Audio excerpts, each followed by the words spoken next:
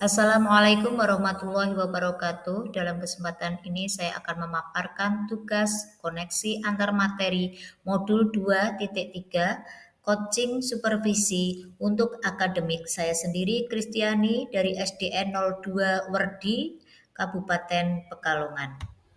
Tujuan pembelajaran CGP menyimpulkan dan menjelaskan keterkaitan materi yang diperoleh dan membuat refleksi berdasarkan pemahaman yang dibangun selama mempelajari modul 2 dalam berbagai media. Kesimpulan dan refleksi materi pembelajaran modul 2.3. Yang pertama adalah definisi dari coaching. Definisi dari coaching adalah hubungan kemitraan dengan klien dalam suatu percakapan yang kreatif dan memicu pemikiran untuk memaksimalkan potensi pribadi dan profesional klien. Coaching dalam konteks pendidikan. Coaching dalam konteks pendidikan adalah menjadi salah satu proses menuntun belajar murid untuk mencapai kekuatan kodratnya sesuai dengan filosofi Ki Hajar Dewantoro. Sebagai seorang guru yang berperan sebagai pamong, guru dapat memberikan tuntunan melalui pertanyaan-pertanyaan reflektif dan efektif agar kekuatan kodrat anak terpancar dan terbangun sehingga anak mencapai bahagia yang setinggi-tingginya. Paradigma berpikir coaching yang pertama fokus pada kunci, bersikap terbuka dan ingin tahu lebih banyak, memiliki kesadaran diri yang kuat, serta membantu kunci melihat peluang-peluang yang baru. Prinsip-prinsip coaching yang pertama adalah kemitraan, yaitu ditandai oleh adanya tujuan percakapan yang disepakati dan idealnya tujuan datang dari coach. Kemudian percakapan kreatif. Dalam prinsip percakapan kreatif, percakapan yang dimaksud adalah percakapan dua arah, di mana percakapan dilakukan untuk menggali, memetakan situasi koci. Kemudian percakapan ditujukan untuk menghasilkan pemikiran atau ide-ide baru. Kemudian prinsip yang ketiga adalah memaksimalkan potensi. Percakapan harus ditutup dengan kesimpulan yang dinyatakan oleh koci. Kemudian percakapan menghasilkan rencana tindakan. Kompetensi coaching yaitu yang pertama present, kemudian mendengarkan aktif, melontarkan pertanyaan-pertanyaan berbobot. Pada kompetensi yang pertama yaitu present, yang terdiri dari kemampuan untuk hadir utuh bagi coach, kemudian badan, pikiran, hati selaras saat sedang melakukan percakapan dengan coach. Ini bagian dari kesadaran diri, kemudian ini membantu munculnya mindset dan kompetensi yang lain, serta bersikap terbuka, bersikap sabar, dan bersikap ingin tahu lebih banyak. Kemudian pada prinsip mendengarkan aktif adalah kemampuan untuk fokus pada apa yang dikatakan oleh lawan bicara dan memahami keseluruhan makna yang tidak terucapkan.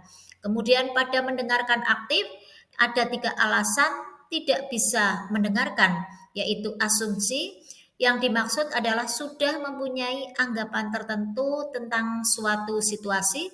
Kemudian ada judgment yang memberi label pada seseorang dalam situasi tertentu. Kemudian asosiasi mengaitkan dengan pengalaman pribadi. Ini yang 3 alasan yang tidak bisa mendengarkan.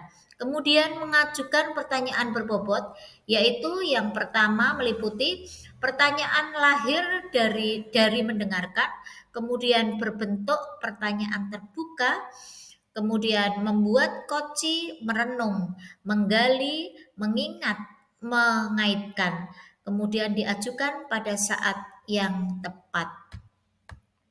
Kemudian menggunakan atau mengajukan pertanyaan berbobot. Bentuk pertanyaan terbuka menggunakan kata apa, bagaimana, seberapa. Kemudian tidak menggunakan kata kenapa atau mengapa. Kemudian juga bukan pertanyaan tertutup, apakah sudahkah, apa sudah, pertanyaan yang dijawab dengan ya atau tidak, itu yang dimaksud dengan pertanyaan tertutup. Mendengarkan dan bertanya dengan rasa, yaitu recite, acknowledge, kemudian summarize, dan ask. Selanjutnya adalah pada materi alur percakapan cerita. Yang pertama adalah tujuan. Tujuan yang kita tentukan di sini adalah tujuan percakapan. 30-90% bukan tujuan yang lain. Tapi tujuan percakapan terdiri dari dua hal, yaitu agenda atau topik percakapan dan hasil dari percakapan. Ada dua pertanyaan yang harus diajukan pada tahap tujuan, yaitu yang pertama, pertanyaan tentang agenda. Contohnya apa yang menjadi topik atau agenda pada percakapan kita kali ini. Kemudian bisa juga dengan pertanyaan tentang hasil, apa yang ingin Bapak, Ibu, atau murid dapat dari percakapan ini. Kemudian yang kedua adalah identifikasi.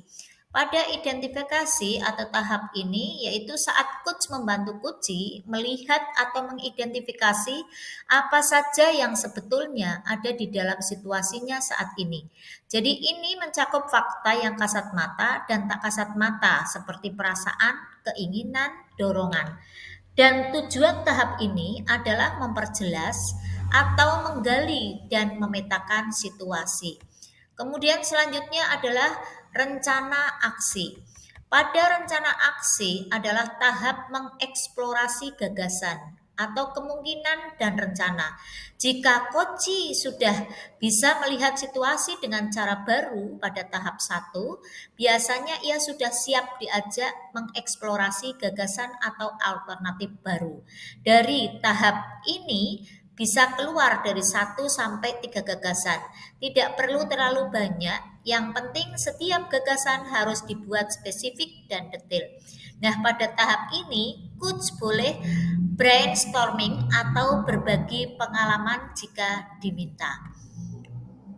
Kemudian pada tahap tanggung jawab. Pada tahap tanggung jawab, tugas coach adalah mengukuhkan komitmen coachee dan meminta coachee membangun struktur akuntabilitasnya. Minta coachee menyimpulkan, jangan coachnya. Coach mungkin perlu mencatat komitmen dalam bentuk action. Selanjutnya adalah supervisi akademik dengan paradigma berpikir coaching. Pada supervisi akademik perlu dimaknai secara positif sebagai kegiatan yang berkelanjutan yang meningkatkan kompetensi guru sebagai pemimpin pembelajaran dalam menyampaikan tujuan pembelajaran, yakni pembelajaran yang berpihak pada murid. Yang kedua, beberapa prinsip-prinsip supervisi akademik dengan paradigma berpikir coaching meliputi kemitraan, konstruktif, terencana, reflektif, objektif, berkesinambungan, dan komprehensif. Kemudian, siklus dalam supervisi klinis pada umumnya meliputi 3 tahap, yakni pra-observasi, observasi, dan pasca-observasi. Pemikiran reflektif terkait pemikiran belajar. Emosi dan perasaan yang saya rasakan tertantang untuk memperbanyak praktek coaching dengan murid dan rekan guru agar mendapat keterampilan yang baik sehingga kedepannya bisa melakukan coaching untuk supervisi akademik. Kemudian yang sudah baik dan perlu diperbaiki, menurut saya mendapat pemahaman materi coaching dan sudah dipraktekkan. Kemudian kompetensi menjadi coach yang baik, terutama mengajukan pertanyaan yang berbobot. Kemudian ada pertanyaan implikasi terhadap kompetensi diri, menurut saya menambah dan mengoptimalkan kekuatan diri sebagai seorang pendidik dan juga orang tua yang dapat menjadi seorang coach bagi orang-orang di sekitarnya. Ada beberapa analisis untuk implementasi dalam konteks sebagai CKP. Yang pertama, pertanyaan yang pertama adalah bagaimana penerapan coaching untuk supervisi akademik? Melalui supervisi akademik, kegiatan pemberdayaan, pengembangan kompetensi diri dalam rangka peningkatan perform, mengajar dan mencapai tujuan pembelajaran, coaching dibutuhkan sebagai peningkatan motivasi atau komitmen diri seorang guru sehingga kualitas pembelajaran meningkat seiring meningkatnya motivasi kerja pada guru. Kemudian, bagaimana coaching sebagai kompetensi dapatkah membangun kemitraan? Menurut saya, kemitraan dalam menjalin proses coaching dapat terbangun dan membuka peluang akselerasi kesadaran yang mendorong tindakan aksi manakala dilandasi kepercayaan coach kepada coach. Dalam prosesnya, kita tidak perlu memandang kesenjangan jabatan karena dalam supervisi akademik terjadi proses kolaboratif antar supervisor dan guru. Kemudian, apa tantangan implementasi coaching di sekolah?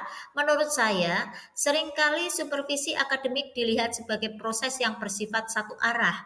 Apalagi jika supervisi akademik ini hanya terjadi 1 tahun sekali menjelang akhir tahun pelajaran. Jadi supervisi menjadi sebuah tagihan atau kewajiban para pemimpin sekolah dalam tanggung jawabnya mengevaluasi para tenaga pendidik. Lalu ada pertanyaan, bagaimana alternatif solusi untuk tantangan yang ada? Pada proses coaching sebagai coach lebih menjadi seorang pendengar yang aktif dengan sedikit mendominasi pembicaraan. Seorang coach hanya melemparkan beberapa pertanyaan yang merangsang ide melalui jawaban dari seorang coach. Dibutuhkan seorang keterampilan berkomunikasi yang lebih untuk melakukan coaching, sebab dalam coaching lebih menemukan komitmen untuk menyelesaikan suatu masalah. Koneksi antar materi, yang pertama adalah koneksi antar materi modul 2.3 versus modul 2.1. Dalam pembelajaran berdiferensiasi dilakukan pemetaan dengan 3 cara, yaitu melakukan pemetaan berdasarkan minat siswa, kebutuhan belajar siswa, dan profil belajar siswa. Pemetaan ini digunakan seorang coach sebagai data dalam proses coaching, sehingga murid mampu mengoptimalkan potensi yang ada dalam dirinya untuk menemukan solusi yang terbaik. Koneksi antar materi modul 2.3 versus modul 2.2. Yaitu ada beberapa hal yang harus dipahami dalam kompetensi sosial dan emosional, kesadaran diri, pengolahan diri, kesadaran sosial, keterampilan, berelasi, dan pengambil keputusan yang bertanggung jawab. Dalam kompetensi sosial emosional digunakan seorang pendidik sebagai coach dalam proses coaching terhadap coach agar terjadi pengenalan diri dan emosi untuk coach dan coach serta menimbulkan rasa empati dan rasa sosialisasi serta mengambil keputusan yang bertanggung jawab. Bagaimana peran sebagai coach di sekolah keterkaitannya dengan materi sebelum di paket modul 2 yaitu pembelajaran berdiferensiasi dan pembelajaran sosial emosional? Peran seorang coach di sekolah memiliki peran penting dalam mendukung pengembangan siswa secara holistik. Coach tidak hanya berfokus pada aspek akademik, tetapi juga membantu siswa dalam pengembangan sosial dan emosional mereka. Setelah mempelajari modul 2.3 ini, saya sangat senang sekali dan mendapatkan suatu pengalaman baru dalam hal pengajaran, yaitu dilatih menjadi seorang coach di sekolah, berperan sebagai mentor dan fasilitator, dan membantu siswa dalam mencapai tujuan mereka, baik di dalam maupun di luar kelas. Dalam hal ini, saya sering kali diminta pendapat murid saya dalam hal akademik ataupun masalah pribadi, masalah sosial dan emosional yang dihadapi oleh siswa yang sangat bermacam-macam seperti masalah kepercayaan diri, hubungan dengan teman sebaya, dan mengelola emosi. Selain sebagai mentor atau guru, saya dapat memberikan dukungan moral dan mendengarkan siswa yang mengalami kesulitan. Dengan demikian, sebagai coach dapat membantu siswa dalam mengembangkan keterampilan sosial dan emosional mereka yang sangat penting dalam kehidupan sehari-hari. Dengan bekal ilmu yang sangat penting, dengan bekal ilmu yang saya dapat dari modul 2.3 ini mengenai coaching, saya dapat dengan mudah membantu mereka untuk menguraikan masalah dan menemukan solusi yang akan dicapai untuk tujuan tertentu. Pada materi pembelajaran berdiferensiasi adalah pendekatan pembelajaran yang memperhatikan perbedaan individual siswa dalam belajar. Dalam hal ini, seorang coach dapat membantu guru atau rekan sejawat dalam mengembangkan strategi pembelajaran yang berdiferensiasi dan menyesuaikan pembelajaran sesuai dengan kebutuhan siswa. Jadi, coach dapat memberikan ide dan saran bagi guru dalam merancang materi pembelajaran yang sesuai dengan gaya belajar siswa.